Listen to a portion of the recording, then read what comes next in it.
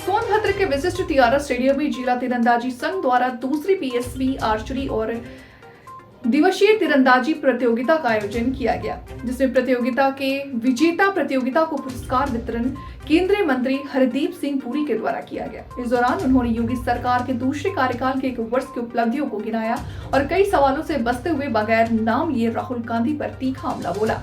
केंद्रीय मंत्री ने कहा कि बाहर जाकर कहना कि हिंदुस्तान ठीक नहीं है, ये इमैच्योरिटी जैसा है।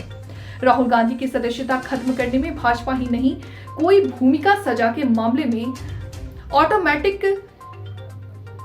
करने की व्यवस्था है। राहुल के संसद में बोलने न देने पर आरोप की निशानदेही बताया। सोनभद्र में राज्य स्तरीय तीरंदाजी प्रतियोगिता के समापन में पहुंचे केंद्रीय मंत्री ने कहा कि सोनभद्र में राष्ट्रीय तीरंदाजी संस्थान स्थापित करने की पहल होगी।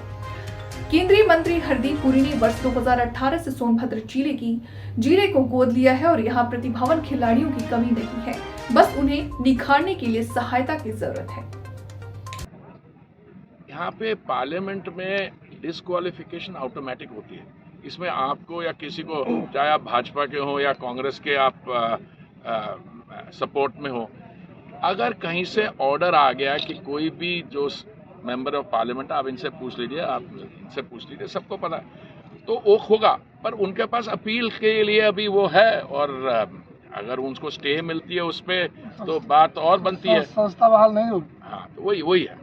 इसलिए हमें भाजपा को भी इसमें, देखो कई ऐसे व्यक्ति होते हैं वो अपने जो मेहनत करते हैं उससे उनको फल मिल जाता है। हमें भाजपा को कोई काम करने की, मेहनत करने की जरूरत नहीं पड़ती। आज उन्होंने रेणुका चौधरी के और कहा कि पूरा प्री प्लान किया गया, साजिश के तहत हमें सजा कराई गई और हमको क्वालिफाई किया। मैंने उनका बयान देखा नहीं है, तो मैं समझता हूँ उस पर मेरी टिप्पणी करनी उचित नहीं होगी।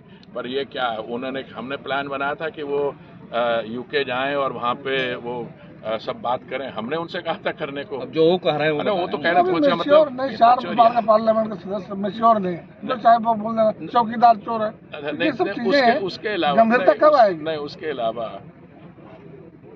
आप गए बाहर, ना हमसे पूछ के गए, ना हमने आपका किराया दिया बाहर जाने का।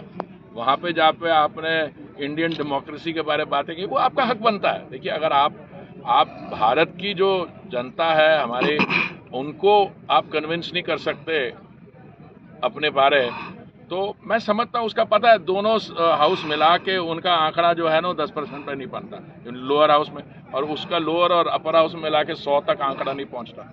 ठीक बात है। अब सवाल दूसरा उठता है, सवाल ये उठता है कि आप वहाँ जाके अगर कहे कि हिंदुस्तान ठीक नहीं है, वो मैं समझता हूँ इमेच्योरिटी की बात है, जैसे राम शक्ल जी। पर कहे कि आप किसके बारे क्या किया, कि बाहर की जनता आके यहाँ पे रिजीम चेंज करवाएगी? नहीं, देखिए, हर एक का सेंस ऑफ प्रोपोर्शन होना चाहिए।